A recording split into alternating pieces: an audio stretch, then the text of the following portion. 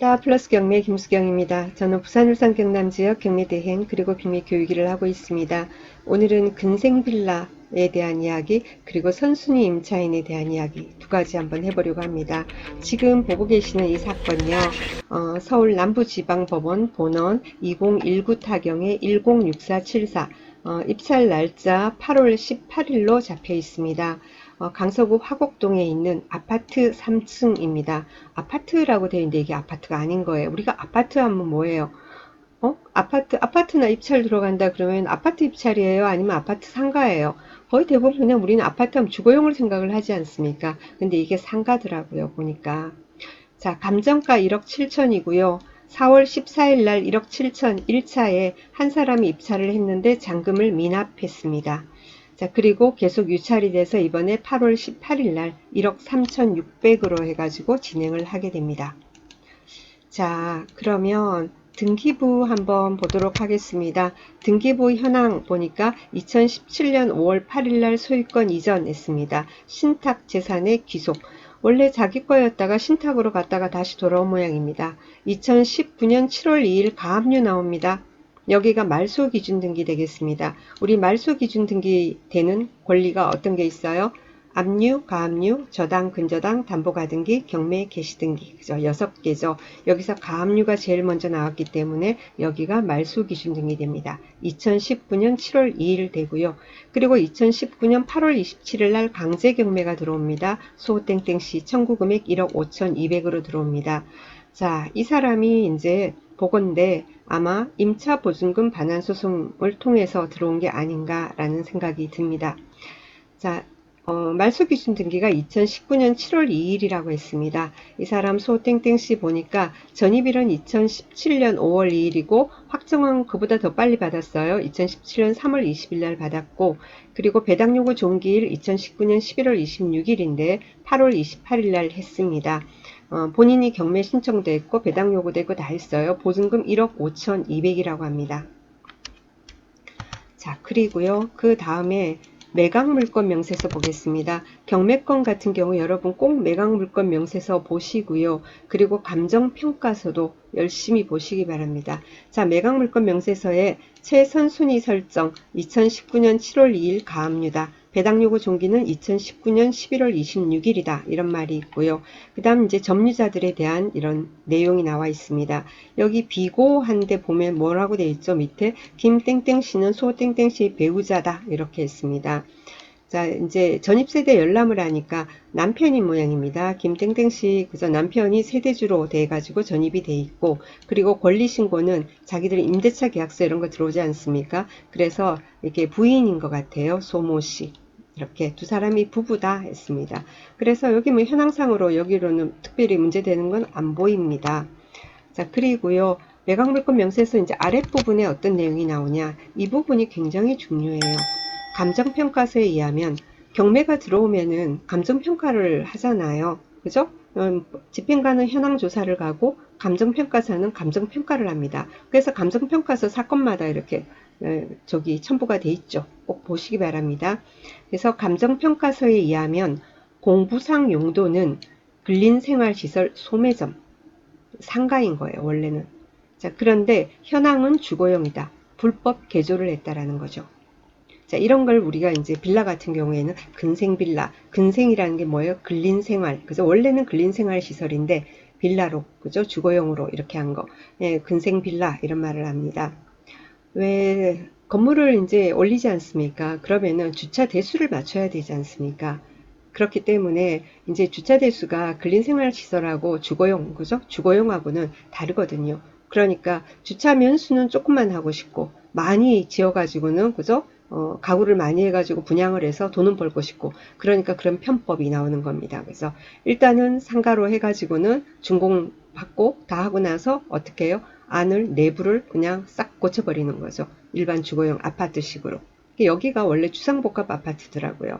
그래서 위에는 아파트가 맞아요. 근데 몇 층까지가 상가인지 알 수 없지만 두 개 층 정도인가? 예, 가서 뭐 현황을 봐야 알겠지만 어쨌건 이 물건 같은 경우에는 근린생활 시설이에요.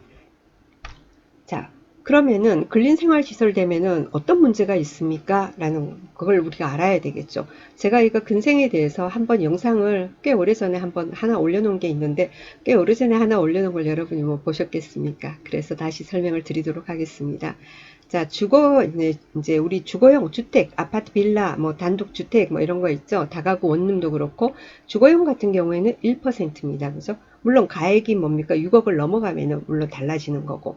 자, 6억까지는 1%가 되죠. 자, 그런데 상가 같은 경우에는 금액 관계없이 4%입니다. 그죠? 기타 뭐 지방세가 붙긴 하지만 일단 취득세만 봤을 때는 1%, 4%, 4배가 된다라는 거죠. 자, 그건 그런데 큰 문제는 아니에요. 해봤자 금액이 얼마 안 되니까. 근데 두 번째 문제가 뭐냐면은 대출이 잘 안 나와요. 이런 경우에 1금융에서는 거의 다 안 해주려고 그러고요. 뭐 2금융 뭐 이런 데서 받는다 하더라도 상가 기준으로 해가지고 나오게 되니까 그런 문제가 있고 또 주차 대수가 없어요. 여기는 우리 왜 뭐 빌라나 아파트 보면은 자기 그 주차 대수가 있잖아요. 주차가. 그런데 상가 같은 경우에는 그렇지가 않다라는 거죠. 그래서 기존 위에 아파트로 분양받은 사람, 진짜 아파트로 분양받은 사람, 그 사람들하고 이제 주차 부분에 있어가지고 부딪히게 되겠죠. 뭐 주차장을 따로 마련을 한다든지 뭔가 그런 방안이 마련이 돼야 될 것이고, 그리고 또 뭐냐면 이게 불법이잖아요. 원래 상가인데 주거용으로 싹 고쳤단 말이에요. 불법이란 말이에요.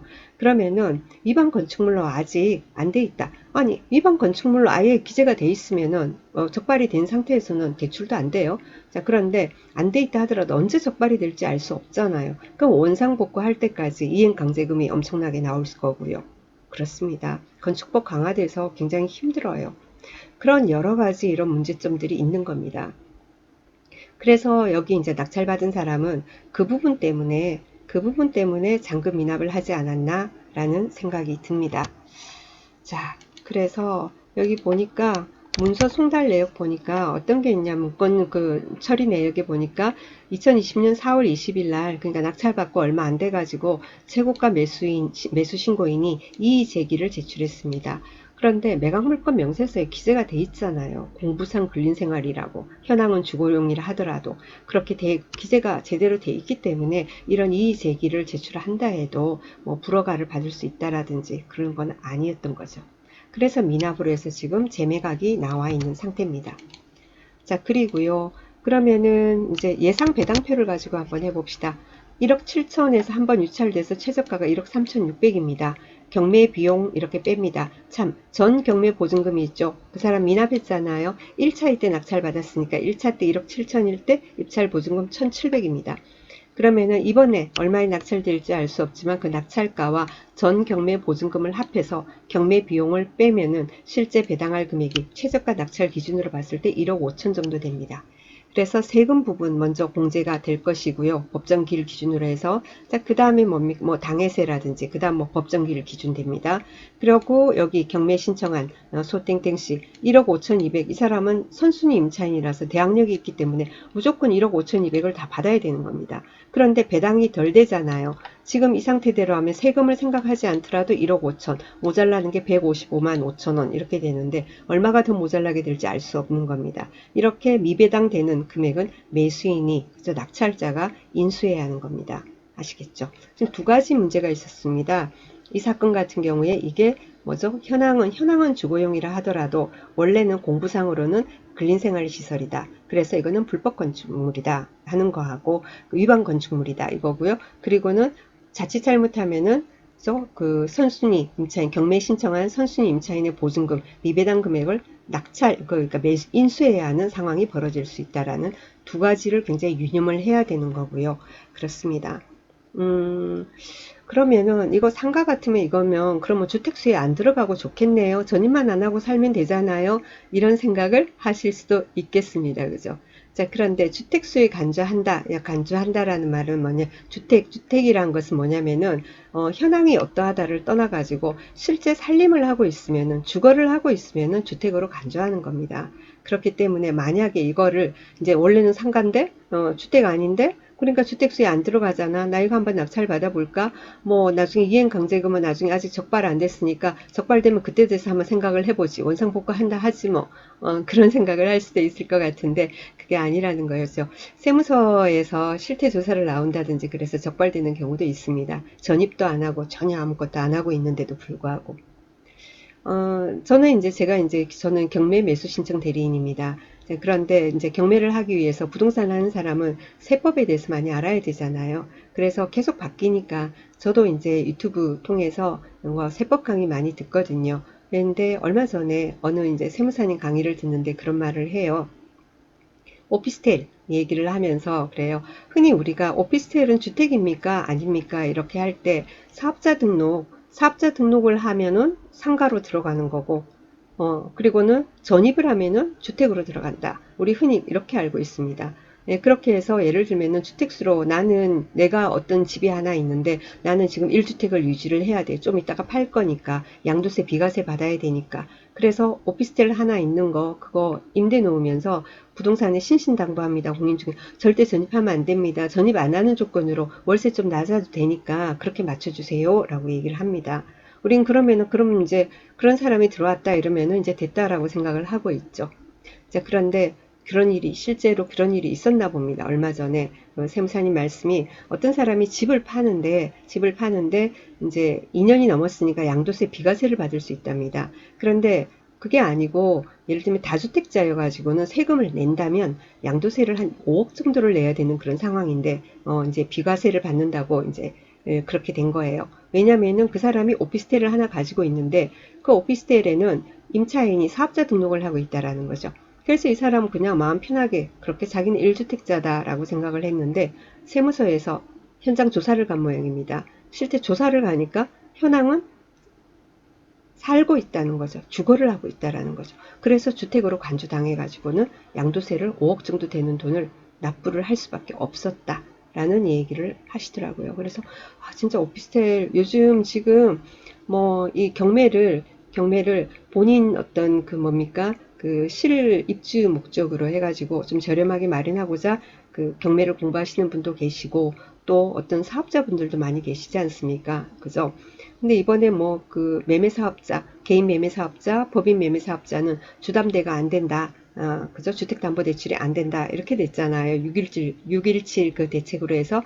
그러니까 그러면은 그럼 대출도 안 되는데 주택담보대출 안 되고 다른 건 또 되니까 자 그러면은 살짝 눈을 돌리는데 상가나 토지는 내가 너무 어렵고 감당하기가 힘들고 오피스텔을 한번 볼까 전입 안 하는 조건으로 한번 해보지 이런 생각하시는 분들이 많이 계실 겁니다. 그래서 이 말씀을 오늘 제가 드렸습니다. 오피스텔 같은 경우에도 사업자 등록을 하고 있다든지 아니면 전입을 안 했다 하더라도 현장 조사를 나갔을 때 세무서에서 나갔을 때 실제로 사람이 거기서 먹고 자고 하면서 그런 어떤 주거를 하고 있다면 주택으로 간주될 수 있다라는 거 그죠? 예, 그런 것도 생각을 하시고 그럼 주택으로 간주되면 어떻게 해요? 이러면은 어떻게 써요?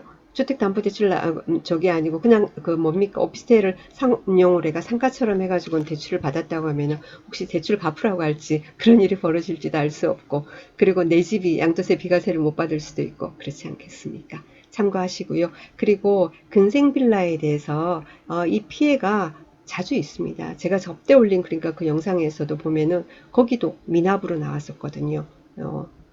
못 모르고 받는 거예요. 못 모르고 받았다가 아차 싶어서 대출도 제대로 안 되고 여러 가지 문제점이 있으니까 이렇게 미납으로 나오고 그러는 겁니다. 그래서 조심하라는 차원에서 한번 짚어봤습니다. 자, 또다시 돌아온 금요일 잘 보내시고 주말도 즐겁게 보내시고 월요일 아침에 다시 뵙도록 하겠습니다. 7시 30분입니다. 감사합니다.